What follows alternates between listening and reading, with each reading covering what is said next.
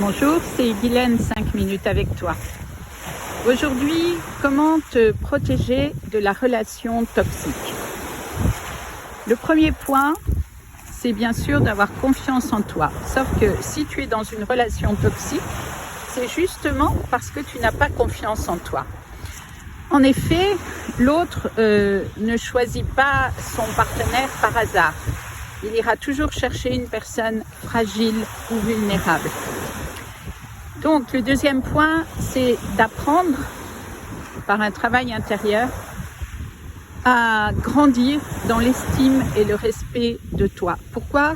Parce que probablement qu'enfant, tu n'as pas appris à faire cela, parce que tu ne l'as jamais vécu. Et donc, tu continues adulte à subir et à vivre ce que tu as vécu enfant, simplement parce que c'est ta normalité.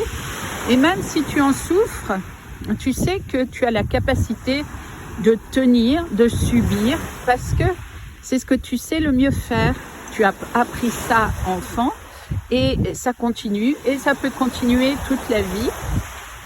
Sauf si à un moment donné, tu choisis de dire stop. Tu choisis de revenir à l'estime et au respect pour toi parce que tu le mérites. Alors, très souvent, j'entends mes clientes me dire « Oui, mais tu comprends, il est plus intelligent que moi, il a mieux réussi, etc. etc. » Ok?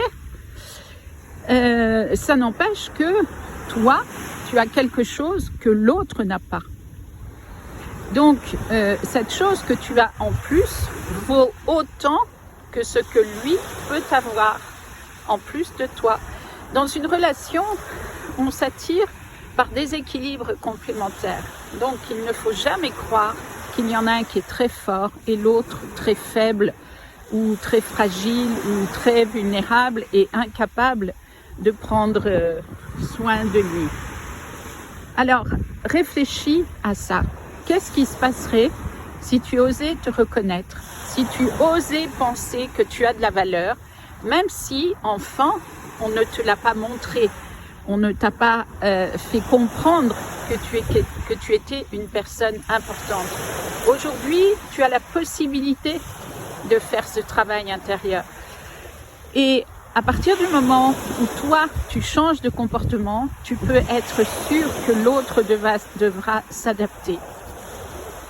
Je me souviens d'une cliente qui avait demandé à son mari de partir parce qu'elle n'en pouvait plus. Et le monsieur en question est parti et il n'a pas supporté, comme c'est souvent le cas, de vivre seul, ce qui fait qu'il est revenu, mais elle a posé ses conditions. Et il a été dans l'obligation de répondre à ces conditions. Donc, par conséquent, la relation a changé. Ton comportement fait que tu autorises l'autre ou ne l'autorises pas à se comporter comme il le fait avec toi.